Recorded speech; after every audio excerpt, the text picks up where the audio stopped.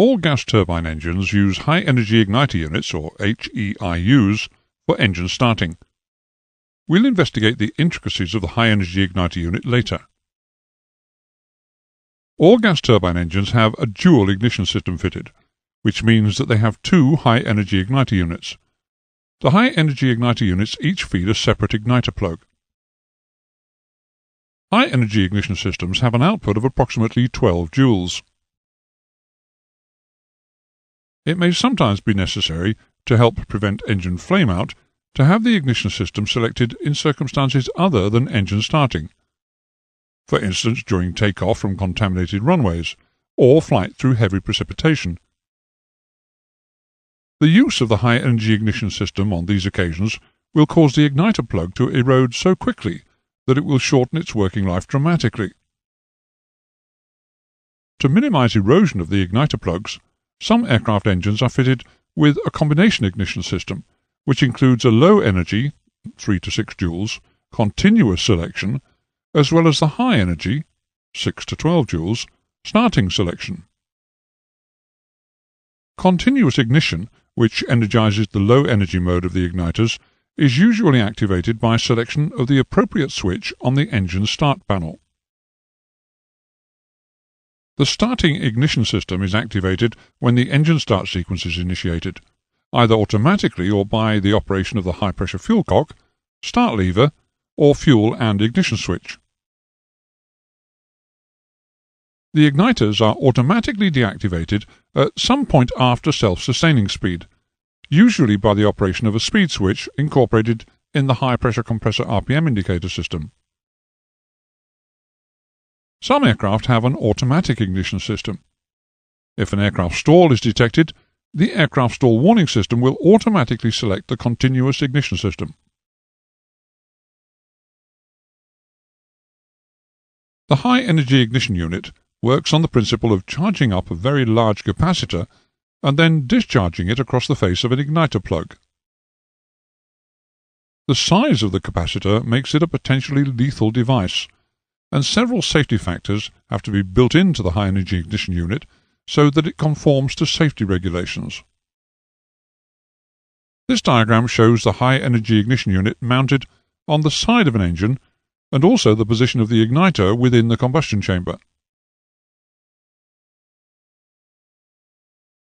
The circuit shown here illustrates all of the components within a high-energy ignition unit, which is supplied by 28 volts direct current. With the supply connected, the primary coil and the trembler mechanism are fed with 28 volts direct current. The trembler mechanism works on the same principle as that of an electric bell. By doing so, it causes the primary coil input to become a sawtooth waveform. This sawtooth waveform is a very crude form of alternating current. Because we've generated alternating current, we can use a transformer to boost the voltage in the primary coil to 25,000 volts in its secondary coil.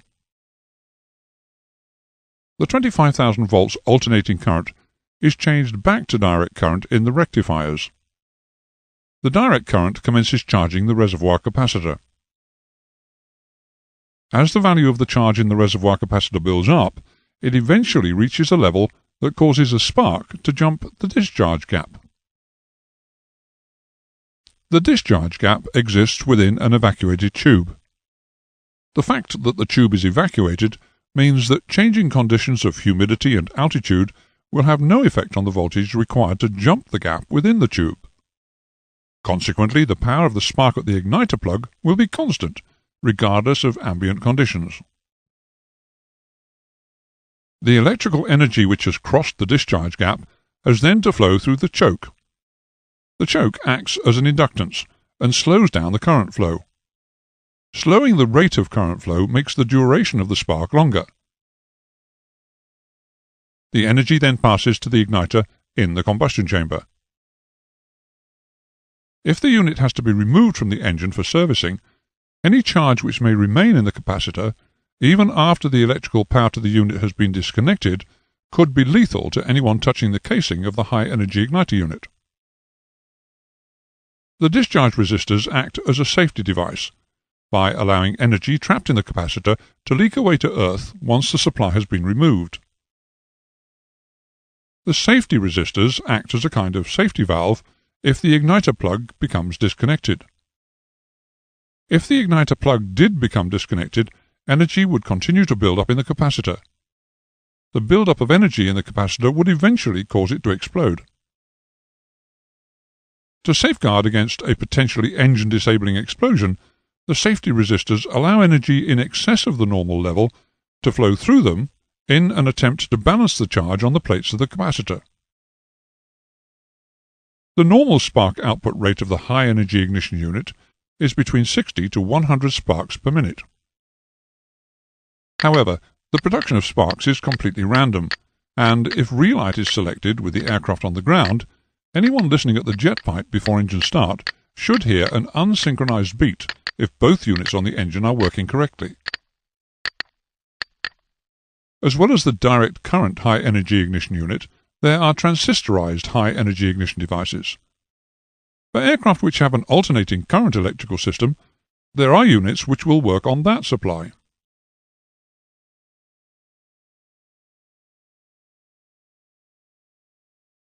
There are two types of igniter plug. The older of these two types works in a similar manner to that of the piston engine spark plug, but it has a much bigger spark gap. The potential required to jump this gap is approximately 25,000 volts. This extremely high potential requires very good insulation standards, both within the unit and in the cabling to the igniter.